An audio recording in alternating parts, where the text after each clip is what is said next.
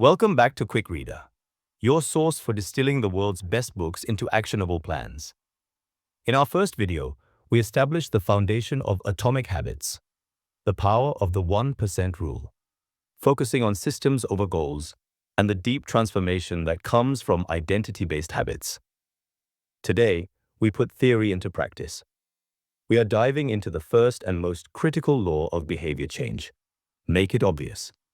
This law is all about ensuring that your good habits are impossible to miss and your bad habits are invisible. Every habit begins with a cue. A cue is simply a trigger, a sight, sound, or smell that tells your brain to start a behavior. If you walk into your kitchen and see a plate of cookies, the cue is the sight of the cookies, and the craving starts immediately. This is why awareness is the first step. You cannot fix a habit if you aren't aware you're doing it. James Clear suggests starting with a simple exercise, the habits scorecard. For 1 week, write down every single habit you perform, from brushing your teeth to scrolling social media. Then, label each habit as positive, negative, or neutral. Use a plus sign for good, a minus sign for bad, and an equal sign for neutral. This scorecard doesn't judge you. It simply shows you what you are already doing automatically. Why is this scorecard so important? Because many of our worst habits, like mindlessly checking a phone or biting nails, are subconscious.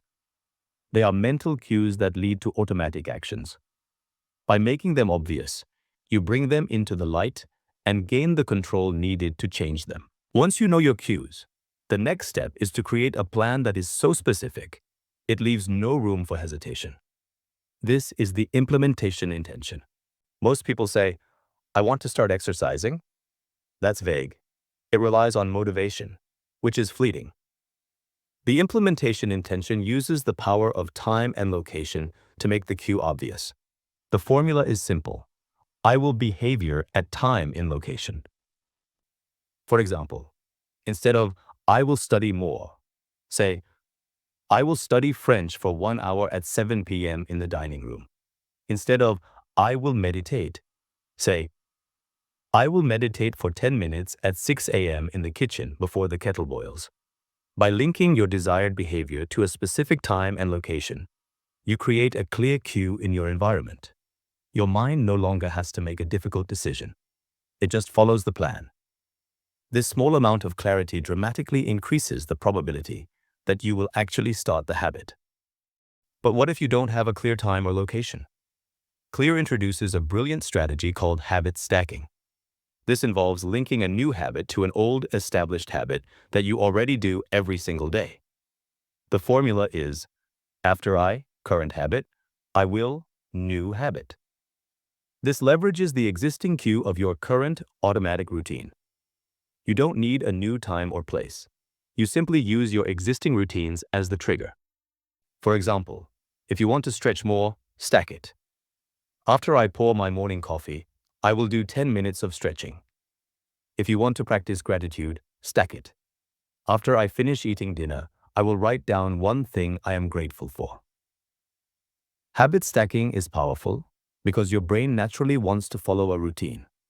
By adding the new behavior right onto the end of an old one, you make the new habit obvious and easy to remember.